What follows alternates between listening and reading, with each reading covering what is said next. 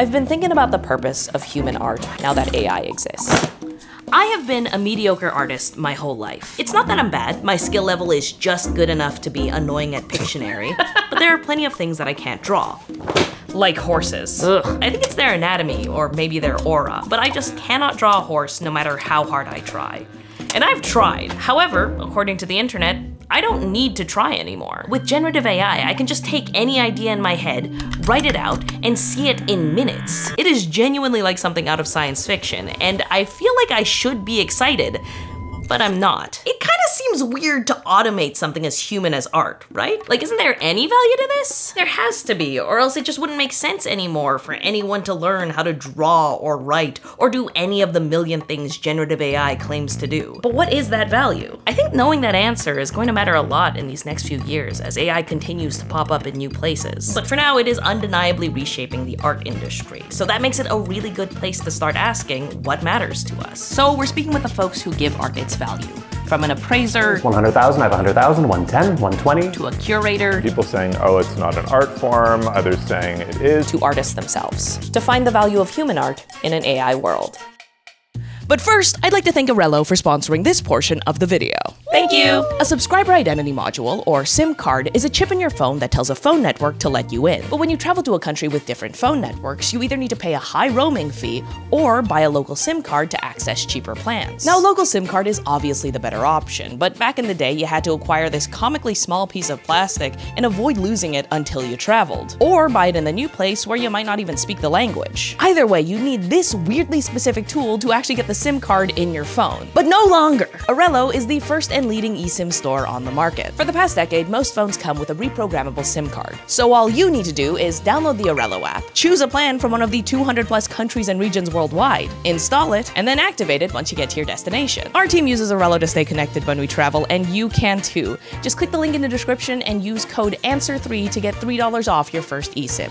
That's ANSWER3 to get $3 off your first eSIM. Thanks to airalo for sponsoring that portion of the video. Now let's talk art. I'd like to be clear. The purpose of this video is not to make you feel a certain way about AI art, mainly because I'm not sure how I feel about AI art. I just think there's a lot of nuance, so the point of this video is to explore that, to look at this controversial but pervasive technology with an open mind. I mean, hopefully it helps us like all better understand different perspectives and where people are coming from, even if we disagree, but honestly, I'd be happy if this video just helped me figure out my feelings. Is that bad to say? It's just that every week there is a new Google VO, Meta Llama, Glimbo Bleep Blorp update that is gonna change everything, and it's really overwhelming, and I've kind of disengaged. I don't wanna think about it. I know that it's important to keep thinking critically. That's why I'm making this video, but you know what? Critical thinking's tiring. I have been working on this video for months. In the process, I have given up and restarted several times. Thought I was finished, wasn't, all because it's a lot. Hopefully this is gonna be the one. I think I know the question I'm actually asking, and I think I know how to find the answer. So I wanna understand the value of human art in an increasingly AI world. In order to do that, I think I want to figure out how we value art in general, and then see how generative AI is changing that, if it is. I figured that step one would be easy, right? Like, we've been valuing art for a while now. Then I remembered modern art. Have you ever looked at modern art and just realized how stupid it is? The color red. How do we go from hyper-realistic oil paintings to whatever this is? Check out this art gallery. It's just screens on the wall. Now, modern art actually refers to a time period in the Western canon from the late 1800s to the mid-1900s. It covers a bunch of different artistic styles like post-impressionism and surrealism, but you probably associate it with abstraction, paint splatter, or worse, plain canvases that somehow sell for millions of dollars. It exposes this conflict in how normal people value art compared to the art world, and I think that makes it a really good place to start our research, because this conflict suggests that there is some sort of hidden variable, another way to value art besides quality or concept. To find it, I'm putting that contradiction under a microscope. So I bought some cheap art supplies and got painting. I don't really have like a, one of those, the sticks. What is that? Easel? Got an old tripod. I wonder if I could use it. Because I want to see how differently a fine art appraiser values my work compared to my friends, who know basically nothing about the art world. Hello. What do you want? I have a challenge for you. To make things a little easier on Taha and Melissa, I just asked if they could spot my worthless art amid some of the most valuable minimalist abstractions in history. They kind of look like rugs. Oh, a solid blue rug would kind of go hard, to be honest. Rauschenberg's 3-panel white painting, meant to reflect the lights and shadows of its environment. It sold for over $88 million in 2019. I'm gonna say it looks like a sound panel. Doesn't even look like a painting. It looks like something you stick on the wall to absorb sound. I've seen these things that you can get on Photoshop that are like templates for like, you can then put textures on top of them to like do product branding stuff. I like kind of feel like this is one of those that Sabrina's threw in there. Ryman's Bridge meant to emphasize the sculptural nature of the paint instead of the image it could produce. It sold for over $20 million in 2015. I personally don't like what they've done here. It looks like a bandage. It looks like something Kanye West would sell. Klein's IKB1 meant to showcase the signature paint he developed with a chemical manufacturer and art supplier. It sold for over $17 million in 2008. This must be the famous blue. Have you heard about this, Melissa? About the famous blue? I mean, this is a great color swatch. Would totally. No, there's like a painting and you see it and it's really blue. Like it's more blue than any other blue. And Albert's homage to the square Isa was part of a series of hundreds of paintings, all meant to highlight different color combinations. It sold for over $2 million in 2017. This is the most live, laugh, love of them all. I think this has no value. And finally, Cruz's Green Square. It's unsold but worth $8 in art supplies. I like this one. I love this one. Yeah. Right?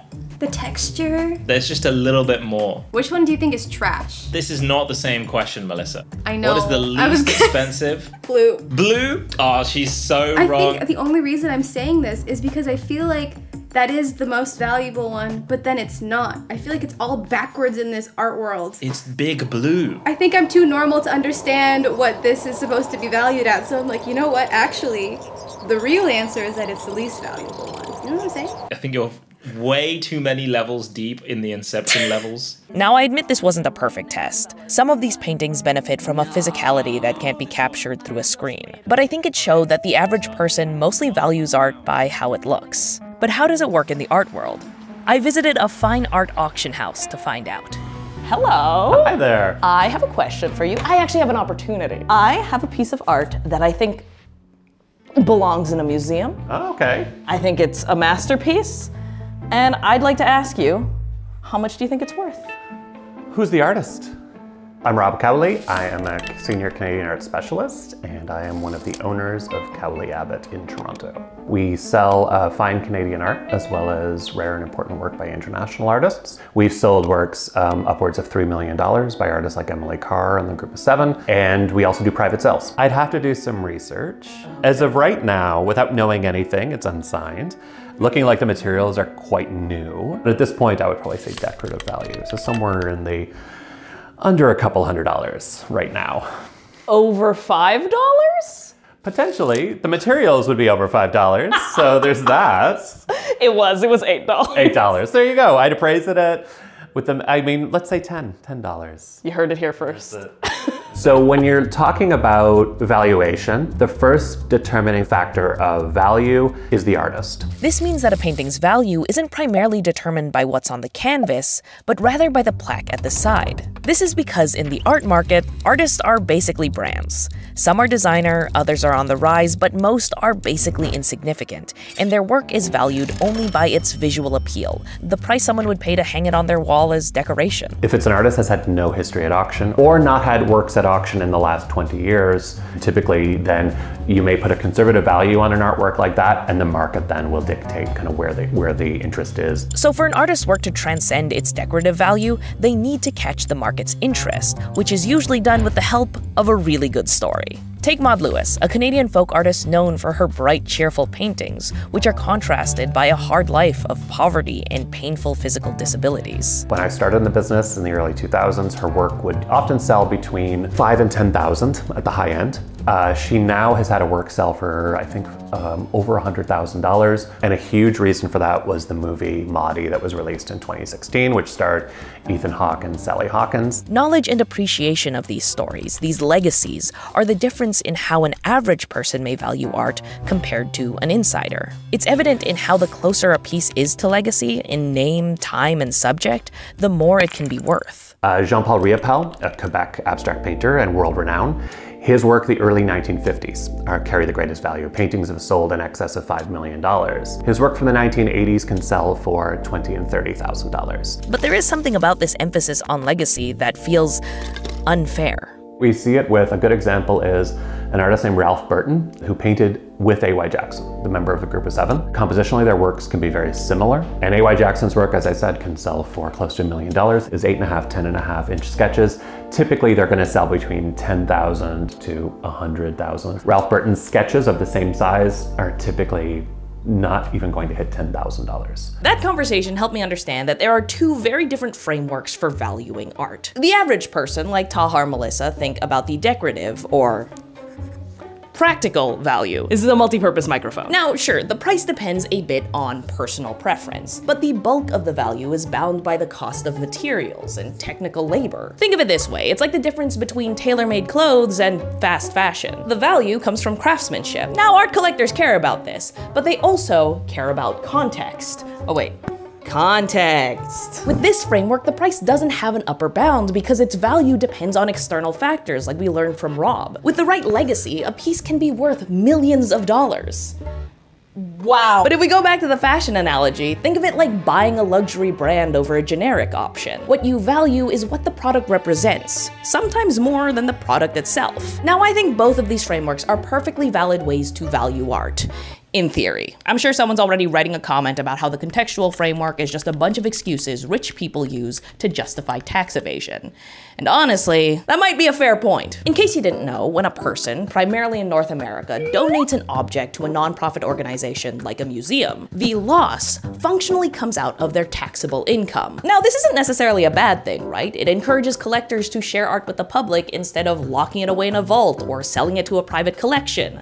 But the system can be exploited. In the 80s, a report revealed that the Getty Museum was attracting donations by promising to overvalue them for tax purposes. Then, an LA Times article from 2008 revealed that a similar abuse was happening in 4 local art museums. In 2023, the IRS issued a warning that they had multiple active abuses of this nature still happening. Cases like this, where museums, cultural institutions collude with art investors, it makes context seem more like a tool to justify a price tag, not a meaningful way to measure the value of art. That's a problem for this video because I think we need to agree on how to value art. We can't just be reactionary, or else we can end up with logical inconsistencies, especially when we throw in outliers like AI art. I had to open Facebook for this. I will never forgive you. So we know about the practical value framework. I think that everyone can kind of agree on it, but thanks to Rob, we also know about contextual value. However, we need to see if it is valid for the purposes of this video. In order to do that, I think that context needs to be able to explain the value of modern art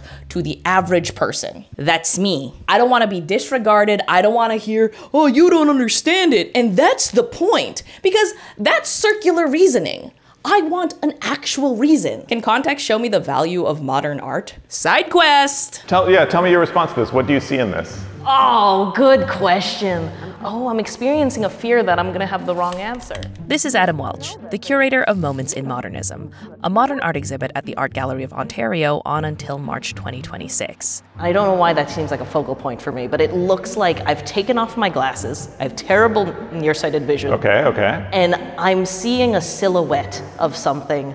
So what do you see when you see this picture? Speaking as a curator, I think about the history of abstract painting. So I think about how Richter is thinking about artists who came before him, artists who are working alongside him in Germany in the 1960s and 70s. Adam was the perfect person to ask if there was any context that could explain the value of modern art. Because where a normal person like me sees a painting, he sees history. So this painting is actually based off an image that he found in a newspaper And the image was of a sex worker who had been murdered. And so it was clear that for Adam, context wasn't a tool for tax evasion. It shaped the way he consumed art and shared it with others. You see, the exhibit was weirdly diverse, but that variety was on purpose.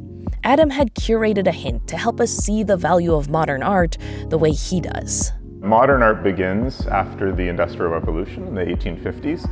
And around that same time, the invention of photography happens, right?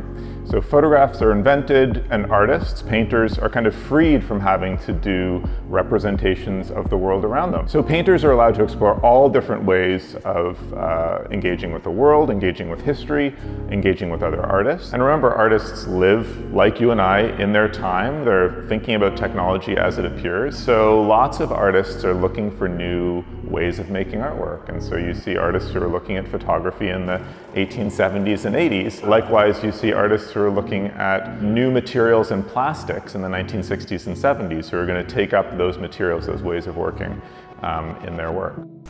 Okay, cool. Now recording video.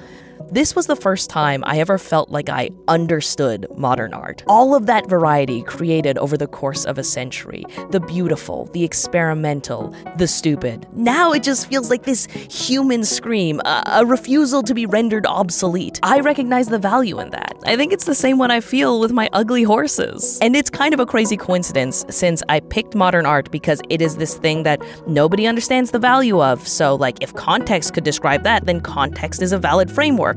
That's why I decided to talk about modern art, not because it is this extremely apt historical analog for the specific problem I am facing right now. But I guess it's both. You might think I'm just projecting, but check out this article I found. It's from a magazine published in September 1922. It's called Paintings Past and Present by De Fayette. Okay, here's what it says. 100 years ago, photography was invented. Slowly, painters began to worry and ask themselves questions about the destiny of their art and the future of their destiny. Thousands of painters asked themselves what they were good for. And that's this whole video, isn't it? What is the value of human art in an AI world? What is it good for? Now that I feel pretty confident that practicality and context are both valid ways to value art, I can finally start to answer that question. Let's talk practical value. Any piece of human art has a higher practical value than any piece of AI art. I know it sounds bold to say, but remember, the practical value framework, or whatever I called it, it's based on craftsmanship, the cost of materials and labor. The primary selling point of AI is that it is cheap and easy. Now, some people might say that good AI art requires prompt engineering. Does it? I mean, check it out. With multimodal inputs, you can upload reference photos and files. And if something isn't turning out right, you could just ask why. Or better yet, get it to ask you clarifying questions. And once it generally understands your request, you could get it to generate a new prompt for you. That isn't prompt engineering. That's good communication, which kind of proves that it can't be engineering because engineers can't communicate. Anyway, I'll admit that this process isn't particularly token efficient, but because all of these consumer-facing AI services don't actually charge a token usage fee, they charge a monthly fee, there isn't a real incentive to be efficient. So even if it can be a little bit frustrating, you can just spam a chatbot until you get something good enough. It is cheaper than hiring a skilled illustrator, and it is easier than learning how to do it all from scratch. Cheap and easy. That is the practical value of AI art. What about the contextual value? This is where things get a little bit more complicated because context is obviously specific to each piece of art, and there is just no feasible way for me to compare every single piece of AI art with every single piece of human art. Even if we only consider stuff made after like 2022 when DALL-E 2 was released. That is still 15 billion images on top of all the human work. Let me do some quick math here. Yeah, 15 billion. And we know that there are say I look at it for like half a second. 600 minutes. It would take me 237 years to look at everything. And we would have to all stop now. So we need to think about this from first principles. I define contextual value as what the work represents. The artist's reputation, historical significance, the cultural narrative. Now, if I'm honest, I think human art and AI art have the same potential to achieve those things. The way I see it, their only difference is the use of generative AI and the context that comes with it. So what is that? Well, I guess I gotta find out now. This question was weirdly difficult to answer, because generative AI is everywhere and it has a lot of potential, but very few known impacts. We don't know if AI makes people more productive. We don't even know how it actually works. So I want to focus on what we actually do know. There are two measurable changes that generative AI is almost exclusively responsible for: environmental harm and worker displacement. Let's start with the environmental harm. AI image models rely on a bunch of computer chips that require a lot of resources to use and maintain. This volume of energy demand is often higher than current power grids can handle, leading some communities to rely more on fossil fuels to make up for the gap. But even if, hypothetically, we could get this whole operation running on renewable energy, there's a second problem. One of the most efficient ways to stop these chips from overheating involves transferring that energy to a water source. This causes some evaporation in the process.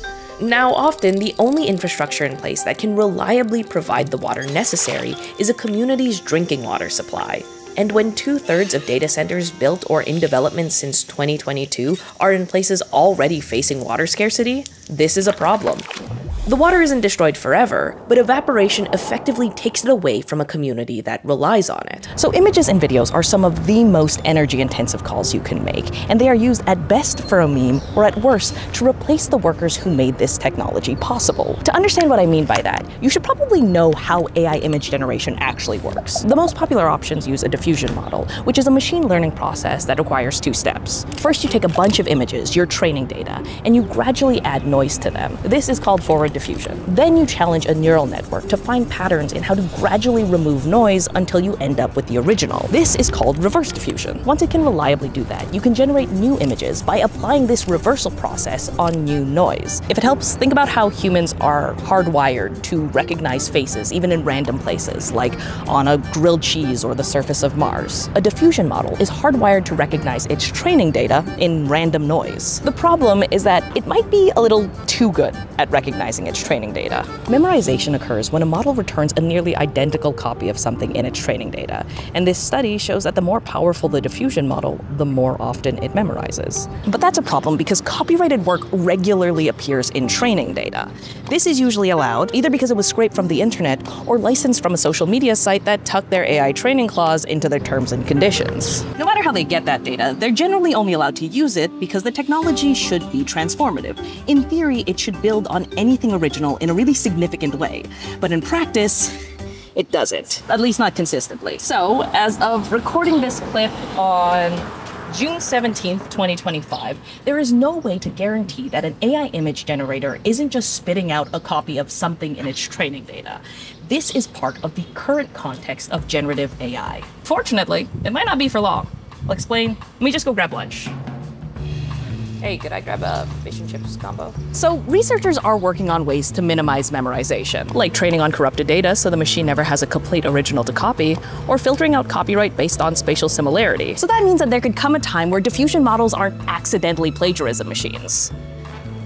But does that matter if they're still used intentionally as plagiarism machines? OpenAI continues to let people generate images in broader studio styles, and while they claim to block attempts to mimic living artists, they aren't trying very hard. Like I said before, you can upload photos and get a prompt to emulate that style, including the ones of living artists. You can even use the photo directly if you just say it's in the public domain. This means with print-on-demand services, any passive income grifter can copy a style developed by human artists, crowd the market with rip-offs, and undercut the people who made that style popular. But hey, intentionally committing copyright infringement is against most AI tools' terms of service. So in case you do think it's unfair to judge generative AI based on its prohibited use, let's talk about an entirely permitted use. Say you're a studio head that actually owns the rights to a bunch of concept art, images, and writing. Nothing is stopping you from training and fine-tuning a diffusion model on that work and getting rid of the human workforce who made it possible. This isn't the hypothetical, this isn't me imagining the worst-case scenario. This is happening.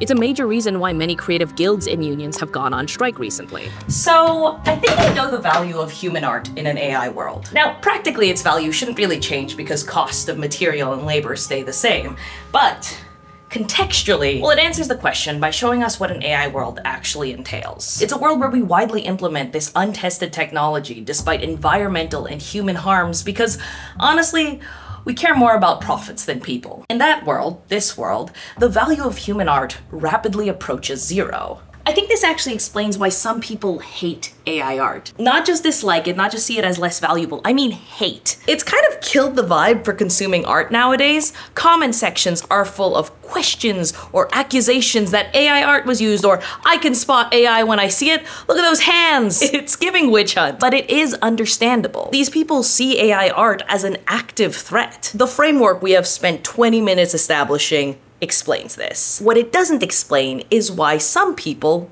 don't hate AI art. I mean, if it's such a huge threat, how can people still use it? Not tech companies trying to increase their stock value, not studios trying to make the most of their copyright, not even grifters who are trying to sell you a get-rich-quick scheme. I'm talking actual people. Like me. Oops, I probably should have disclosed that bias a little bit earlier, but in my defense, consider this dramatic reveal. But yes, I use generative AI when I code, when I write. I even used it in this video moments ago. And I could get really specific and explain how generative AI is just one small part of a larger process, but I'm not going to, because I don't think it matters. I'm not looking for excuses. I'm admitting that I know about the context of generative AI and I still use it. I just don't know why. I do feel conflicted about this. I claim to love human art and craftsmanship and a livable planet, so I should hate AI art. But I don't. That's why this video has been so hard to make, because I just haven't been convinced in either direction. I don't know what side of the AI art debate I stand on. Is it bad? Is it gonna destroy humanity? Or is it good? And these are just growing pains and a moral panic. I don't know. I still don't know how to feel. I feel unwell, but that's about it. So I think the last thing I'm gonna do to try and just like reconcile this paradox I've been living in, I'm just gonna talk to artists on opposite ends of the debate and then see who I agree with. My name is Sam. I am a content creator / illustrator. I'm Jessica Jackson. I am a generative AI artist, part-time, as a hobby. Just a quick reminder, this channel is for curious people who embrace nuance. I wanted to interview these two artists because I think they embody that, and they were kind enough to say yes. If I see any hate sent their way, I'm not gonna be mad, just disappointed. Anyway, Sam's perspective on AI was pretty consistent with what I've uncovered so far. As an artist, it's very difficult to accept myself and a lot of peers that I personally know. A lot of our art has been kind of fed to AI, and a lot of AI art has mimicked our styles. I've even gotten comments on some of my posts saying, "Oh, this looks like AI art." But I'm like, you guys don't understand. They took it from me. They got inspiration from me. This actually echoed something Rob mentioned in our interview. The full thing's available in our newsletter, by the way. You worry a lot about aspects like that. You worry a lot about devaluing original art. So a computer learning about how Emily Carr painted and then creating something new is dangerous. At the time, I didn't really understand how a machine that copied an artist devalued their work. After all, we had just learned that at some point, an artist's legacy drives more value than what their art actually looks like. But after hearing Sam, an incredibly talented and popular digital artist, talk about how his work was being compared to AI because it was trained on his stolen art, it made sense. When generative AI floods the internet with ripoffs, it actually takes an artist's personal style and rips it from their context and makes it a part of something else, something cheap and mass-produced and poorly made. It is upsetting. I saw this comment on YouTube one day that someone was saying like, why should I care to enjoy this thing that nobody cared to actually make? The amount of effort put into something, the thought put into something, there's something intangibly special about that. And I see a lot of people reacting very negatively when they see things made with AI. They see it, they're like, oh, it's a cool image, and then they find out it's AI. And when they find out that there was no human mind or human effort put behind this thing, they start to, it's almost like a deflation. Their excitement and everything just gets crushed, and they're like, oh, it's just another one of those. All right, I'm moving on. I think Sam put into words why AI art can feel like such a betrayal. When I look at art, I can't help but think about how it was made and who made it. What was the inspiration behind the piece? What experiences shaped their style? How long did it take? And when it turns out to be AI, the reality falls short. But Jessica reminded me that it doesn't fall to zero. While generative AI can be a thoughtless slop machine, it doesn't have to be. I'm putting my emotions into this machine with intent, with direction. I know a lot of AI artists set a stage kind of with their scene. Like, I don't do that. I use a lot of like pieces of a journal entry or a poem, photos that I might have taken, things like that as references. They become more personal. When I have a vast SREF library, most of which are just Midjourney images that I have made over the years that I have just re-uploaded or smashed together. Since I reuse my own images as SREFs, I think that's where the cohesiveness comes from, because I'm recycling through my own filter. And I personally don't use like living artists as a reference. It's usually people that are in public domain at this point. Throughout this video, I assumed the definition of human art meant that anything a person made without the use of generative AI. But after hearing Jessica talk about her process, how personal and intentional it is, it feels human.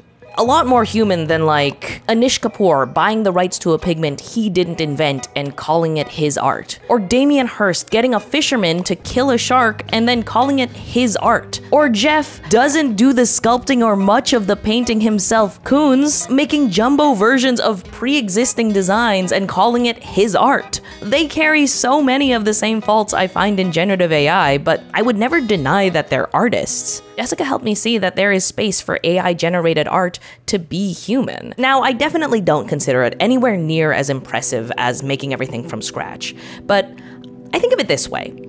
If illustration is like planting a garden and tending to it over the years, then AI art could be flower arrangement. You aren't growing something from the ground up, but you can learn to express yourself with stuff that's already there, sometimes in a way that you couldn't do with a garden alone. I think for me, I've kind of integrated that into my workflow. The kind of art that I make lends itself really well to the improvisation that comes from the AI and the human melding together. This reminded me of something Adam said. You know, I think the interesting thing for me when I look back at how artists have made works of art in the past is that they're always picking up new technologies, right? So what interests me about AI is the fact that artists are beginning to learn how to work with it, right? They're beginning to think through these emerging technologies. Just like photography, you know, who could have anticipated that it would be such a defining feature of the way that we live now. Photographs exist and circulate in ways that people 150 years ago could never have anticipated. This was when something really clicked for me. Why I use generative AI even when I know the context. It's because I'm a tech realist. I believe that technology is always evolving and that it's our responsibility to use it. We need to know what it can and can't do in order to prioritize applications that empower people instead of replacing them. This is a personal belief. I'm not saying that it is objectively true. You are allowed to disagree with me, but I think this is how I use generative AI. For example, it doesn't help with research. I know freelance researchers who are better at that. It doesn't edit my scripts. Taha and Melissa are better at that. And it doesn't write my scripts because I am better at that, because I am me. However, AI sure can debug my code faster than any person could read it. It can instantly find exact quotes and timestamps from interview transcripts with the loosest search terms. And it can reframe a scene well after it's been shot. It helps me do what I do better. It actually reminds me of that modern art article I found from 1922. You know, after the article acknowledges that photography gave painters an existential crisis, it says this: freed from the necessity of documentary representation, painting can fulfill its true function. This function is the same in all times: to move man. And it's funny because despite their differences, Sam and Jessica actually agreed on this point: the purpose of art. It elicits a response, which I think is the motive behind art, is to make you feel something, to make you think something, to make you have a different perspective on something. Art, in its essence, it's a form of human expression, and anybody can express themselves. You know, even if you don't have the most advanced, the most expensive tools, you just need something that can make a mark. I'd always felt more adept at expressing myself with words. My dad's a really great artist, so I kind of always grew up in the shadow of this, like, I'll never be as good as him. So I was kind of intimidated to even attempt. AI kind of reignited my passion for real physical art. Another dimension, I guess, to the idea of mixed media. It's like the act of, you know, having an idea in your head and put it onto paper and to be able to like visualize it and turn it into a physical thing. I think there's something like super rewarding about that.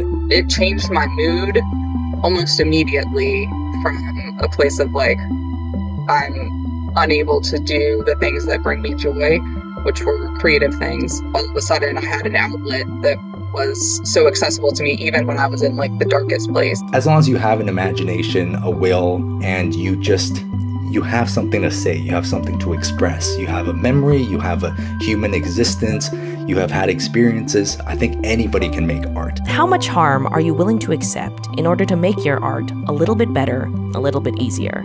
After working on this video for too long, I think that is the heart of the AI art debate. It explains why things can get so messy, because it is so easy to speak past each other.